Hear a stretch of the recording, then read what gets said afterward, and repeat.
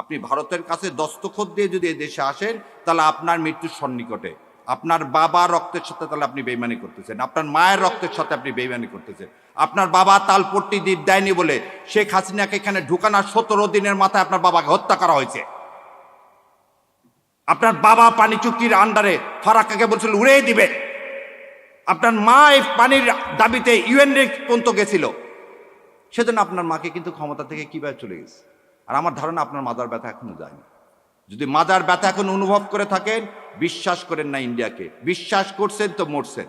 আপনার সন্তানের যেদিন জানাজা বা দাফন হবে, সেদিন আপনি সাংস্কৃতিক অনুষ্ঠান উপভোগ করতে পারেন? একজন সাংবাদিক তিনি চ্যানেল 24-এ বললেন কি, আমি সাংস্কৃতিক অনুষ্ঠান উপভোগ করছিলাম, যখন শুনলাম প্রথম আলো এবং ডেইলি স্টারে আগুন দেওয়া হয়েছে, আমার গা শিহরিত হয়ে উঠল। আমি তাদেরকে বলতে চাই, আপনার সন্তানের চেয়ে ওই বিল্ডিং এর মূল্য আপনার কাছে বেশি। এই ভারতীয় আধিপত্যবাদ বন্ধ করেন, এই নাটক বন্ধ করেন। আপনি 2.5 ঘন্টা পরে এসে কিভাবে দাউ দাউ করে একটা বিল্ডিং জ্বলতেছে 4 তলা পর্যন্ত, তার মধ্যে ঢোকেন কিভাবে? তাহলে আপনি জানেন কারা আগুন দিয়েছে? এই আগুনের সহযোগী আপনি, নাহলে আপনি এই বিল্ডিং এ ঢুকলেন কিভাবে 2.5 ঘন্টা পর? কত বড় মিথ্যাচার যে সেদিন নাকি ফায়ার ব্রিগেডকে ঢুকতে দেওয়া হয়নি, তাহলে আপনাকে ঢুকতে দিল কিভাবে? আবার এর সাথে আপনি লিঙ্ক করেন কি দাড়ি টুপি। আপনাদের লজ্জা হয় না? যাত্রাবাড়িতে দেখেন, যাত্রা আপনি একটা জিনিস বলেন, সিরাটনে সামনে বিআরটিসি বাসে গান পাউডার দিয়ে আগুন ধরে জীবিত মানুষগুলোকে পুড়ে মারল কে? আওয়ামী লীগ। এই যে এই গত 1 মাসে যত বাস পুরাইছে কে? আওয়ামী লীগ। বিহঙ্গ পরিবহনের বাস কে পুরাইছে? আওয়ামী লীগ। আওয়ামী লীগ আর রসারা পুরাপুরির কাজ কি করে? এবার আরো বলেন, আমার ভাই বলে গেল, শোনেন, বিডিআর হত্যাকাণ্ডের প্রথম 2 জনকে পুড়িয়ে মারা হয়েছিল। বিডিআর হত্যাকাণ্ড করে পিলখানায় প্রথম 2টা ডেড বডিকে পুড়িয়ে ফেলে দেওয়া হয়েছিল। আশুলিয়াতে পুলিশকে কে বুদ্ধি দিল এই ডেড বডিগুলোকে, আমার জুলাই যোদ্ধাদেরকে পুড়িয়ে ফেলার? এই একই কাজ আপনি আবার করলেন। পুড়িয়ে ফেলার রাজনীতি আমরা করি না। আমরা সবসময় বলি কি, এই হাদির কথাটাকে বলি, মৃত্যুর ফয়সাল আসমান জমিনে করে। সেই জন্য আমরা সবসময় বুক পেতে ঘুরে বেড়াচ্ছি। আমরা কাউকে মেরে কোনো ইস্যু তৈরি করতে চাই না। আর আপনার এই ইস্যুগুলো কেন? যখনই হাদির কি ছিল? হাদির একটা আহ্বান ছিল। কি আহ্বান? যে ভারতীয় আধিপত্যবাদ থেকে মুক্তি। সেটাকে এই নুরুল কবির সাহেব কি বলেন, উনি ধর্মভিত্তিক কি দেশ, ধর্মভিত্তিক শাসন ব্যবস্থা কায়েম করতে চান।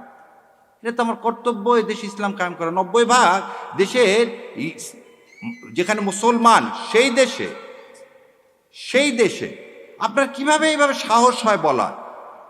আপনি একবারও তো বললেন না, যখন আওয়ামী লীগ এসে এই সংবিধান থেকে বিসমিল্লাহির রহমানির রহিম, আল্লাহর উপর পূর্ণ আস্থা ও বিশ্বাস এগুলো তুলে দিলেন, তখন মুখে কুলি পাটলেন। ও তার সমস্যা, প্রথম আলোকে এই ভেঙে চুরে আগুন দিয়ে এটাকে কোনোভাবে সমর্থন করতেছি না, কিন্তু আবারও বলতেছি, এটা আপনারাই করালেন। এই নাটক করিয়ে আপনারা কি করতে চাচ্ছেন? হাদির মৃত্যুটাকে, হাদির এই যে আত্মত্যাগকে আপনারা সাবসার্ভিয়েট করতে চাচ্ছেন। আমাদেরকে বোকা পাইছেন। এবার দ্বিতীয় কথা বলি, যদি ডেইলি স্টার এবং ভাঙ্গাটা অন্যায় হয়, তার বিচার করেন, কোনো সমস্যা নেই। তার আগে যে হাদির 7 দিন আগে গুলি লাগলো, 7 দিনেও ধরতে পারেন না। পুলিশ কি স্টেটমেন্ট দিচ্ছে, কোথায় আছে না আছে জানি না। আপনি 54-এ আপনি কিভাবে মানুষকে ধরতেছেন? আপনি তো কথা দিলেন, এই আইন উপদেষ্টাকে বলতেছি, আপনি 54-এ ধরতে পারেন, তাহলে আপনার এক্স ওয়াইফকে ধরেন না কেন? না, শাওনের কথা বলিনি। সে মৃত্যুদণ্ড ঘোষণা করতেছে আমাদের, আপনার কানে ঢোকে না? বেঈমান কোথাকার! হাদির রক্তের সাথে বেঈমানি করে আপনি 54 প্রয়োগ করে আবার সেই কি করতেছেন? দাড়ি টুপি আলাদা ধরতেছেন। আমার মাদ্রাসার ছাত্ররা কি ভুলে গেছেন যাত্রাবাড়িতে কিভাবে রক্ত দিয়েছে?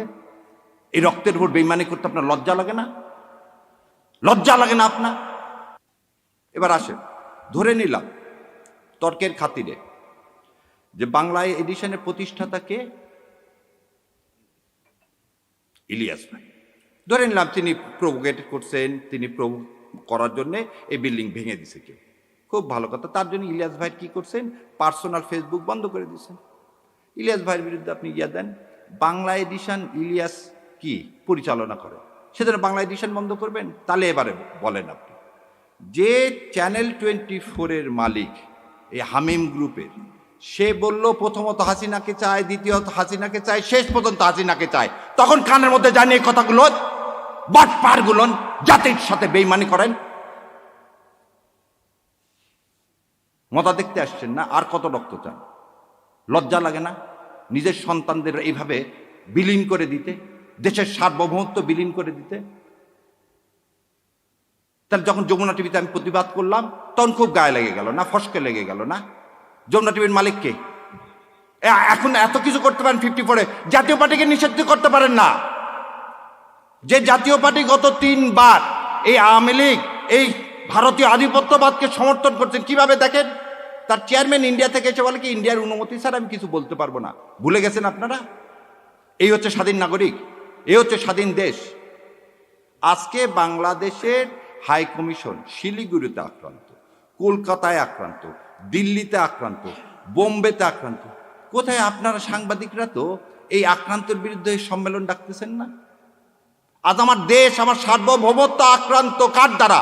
ইন্ডিয়ার দ্বারা। আরো কত মিথ্যাচার। একটা শোনেন, জ্ঞান পাপী কাকে বলা হয়? যে জেনে শুনে মিথ্যা কথা বলে, যে জেনে শুনে মিথ্যা কথা বলে। মাহফুজ ইনাম সাহেব বললেন 53 বছরে কোনো প্রতিষ্ঠানে আগুন দেওয়া হয়নি।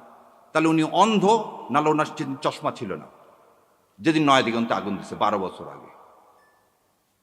তাহলে এই মিথ্যাচার, যা রক্তের মধ্যে মিথ্যাচার, মুনাফেক সে আমাকে মুনাফেক বলতেছে।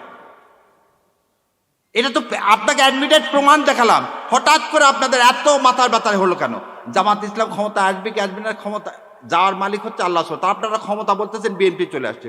গতকালকেও দেখি এই ওর নাম কি হলো, আমেরিকা থেকে বসে থেকে ঠিকানার উনি বলেই দিলেন বিএনপি আসতেছে ক্ষমতায়, তাহলে এখন জামাতের কি হবে? আরে ভাই, বিএনপি যদি ক্ষমতায় আসে তাহলে ভোট টোট করার দরকার কি? দিয়ে দেন না, দিয়ে তো দিছেন, 1.5 বছরে তো দিছেন, 1.5 বছরে তো দিয়ে দিলেন। আর জাতির সাথে তামাশা করেন না। বলতেছি আপনাদেরকে বারবার, শেষ রক্তবিন্দু থাকা পর্যন্ত এই ভারতীয় আধিপত্যবাদের বিরুদ্ধে যুদ্ধ করে যাব ইনশাল্লাহ। আর এই ন্যারেটিভ আর প্রথম আলো আর ডেলি স্টারের এই ন্যারেটিভ আর ইনশাল্লাহ দেশে বাস্তবায়ন করতে দিব না। সেই জন্যই বলছি, দেখেন আপনাকে বলি, চ্যানেল আইতে যাওয়া আমি নিজে বন্ধ করে দিচ্ছি। কেন? যেদিন থেকে সোমাকে নিয়ে আসছে, যেখানে ভারতে আধিপত্যবাদ নিয়ে আসবেন আমাদের কণ্ঠ বন্ধ করবেন, করতে পারবেন না ইনশাল্লাহ। আল্লাহ আপনাদের কান পর্যন্ত পৌঁছায় দেওয়ার ব্যবস্থা করবে। কি হয়েছে আপনাদের টিভি আমরা বর্জন করলে? যেখানে যেখানে ভারতে আধিপত্যবাদ দেখি আমি সেখানে সেখানে যাওয়া বন্ধ করে দিচ্ছি। আমাদের কথা হচ্ছে আমাদের আদর্শের সাথে লড়তে হবে, এবং সেই আদর্শটা আমরা যে পুরাবো না। আমরা আমাদের কথা বলে যাবো, যেখানে পছন্দ হবে না ভাই সেখানে যাবো। আর পুরানার রাজনীতিটা করে ভারত, এবং ভারতের দালাল হচ্ছে প্রথম আলো। শোনেন, একটা জিনিস শেষ করে দিচ্ছি, যার শত্রু ভারত তার আর কোনো শত্রুর দরকার নাই। যার শত্রু ভারত তার আর শত্রুর দরকার নাই। আর যার বন্ধু ভারত তার আর মৃত্যুর বেশি দিন নাই। তাই আমি জানি না আমার বিএনপির ভাইরা এই আনন্দবাজার পত্রিকার তারা বিবৃতি দিয়ে জানাবেন। যদি বিবৃতি দিয়ে না জানান, আপনাদের মাধ্যমে জাতির কাছে বলে যাচ্ছি, বিএনপির তার মৃত্যু সন্নিকটে। যদি ওই তথ্য সত্য হয়, আপনি ভারতের কাছে দস্তখত দিয়ে যদি এই দেশে আসেন, তাহলে আপনার মৃত্যুর সন্নিকটে। আপনার বাবা রক্তের সাথে তাহলে আপনি বেইমানি করতেছেন, আপনার মায়ের রক্তের সাথে আপনি বেইমানি করতেছেন।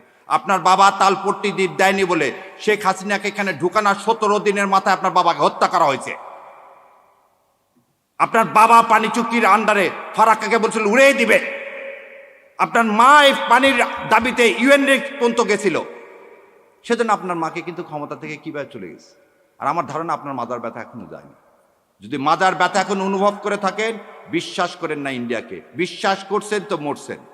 আর এই দেশের মানুষ ভারতে আধিপত্যবাদ জীবনেও মেনে নিবে না। তো দয়া করে আল্লাহর ওয়াস্তে এদেশে মানুষের সাথে কেউ বেইমানি করেন না, এতগুলো সন্তানের সাথে বেইমানি করেন না। আর ডেলি স্টাররা যখন আপনার প্রশংসা করবে তখন বুঝবেন আপনি ভুল পথে আছেন। ইন্ডিয়া এবং ডেইলি স্টার যখন আপনার প্রশংসা করবেন তখন বুঝবেন আপনি ভুল পথে আছেন। সেজন্য বিএনপির ভাইদেরকে আমি বলে দিচ্ছি আপনারা ভুল পথে আছেন, কারণ আপনারা ওখানে ডেইলি স্টার এবং প্রথম আলো খুব বলছে আপনারা ক্ষমতা আসতেছে, শত্রুকে চেনে। সো আর আমার বেশি কথা মানায় না। আমার শ্রদ্ধেয় শিক্ষক এখানে উপস্থিত আছেন, সো আপনারা আমাদের জন্য দোয়া করবেন। আর অন্তরের অন্তঃস্থল থেকে সাংবাদিক ভাই আপনাদেরও দায়িত্ব আছে, দয়া করে এই মিথ্যাগুলোকে আপনারাও বলেন যে একটা লোক একটা বিল্ডিং আগুন লাগলো, সে ঢুকলো কিভাবে, বেরোলো কিভাবে, আর সে কিভাবে বলে যে সাংবাদিক পুড়িয়ে মেরে ফেলে দেওয়ার ষড়যন্ত্র হয়েছে। কোনো জায়গায় আগুন লাগলে কি হবে? কাউকে তো ঢুকতে দেওয়া হবে না, ভিতরে যারা আছে তাদেরকে বের করে আনা হবে। উনি কি ডাক্তার? উনি কি ফার্স্ট এইডার? না উনি ফায়ার ব্রিগেডে জয়েন করছে? সো এর থেকেই বোঝা যায় এটা কত পরিকল্পিত, কত সুপরিকল্পিত। এর জন্য ধিক্কার জানায়। আর সর্বশেষে বাংলা এডিশন যদি বন্ধ করেন, আর যদি আপনি চ্যানেল 24, চ্যানেল আই, এই যমুনা, এগুলোর লাইসেন্স যদি বন্ধ না করেন, প্রথম আলো আর ডেইলি স্টারের যদি আপনি লাইসেন্স বন্ধ না করেন, তাহলে দয়া করে এই ভণ্ডামো বাদ দেন। গদিতে যেমন আমরা বসাতে জানি, ধাক্কা দিয়ে ফেলাতেও জানি। তো ইনশাল্লাহ আল্লাহ আমাদের সে তৌফিক দেখ সৎ কথা বলার এবং সৎ পথে চলার। আমিন। আসসালামু আলাইকুম রহমতুল্লাহ বরকাতুহ।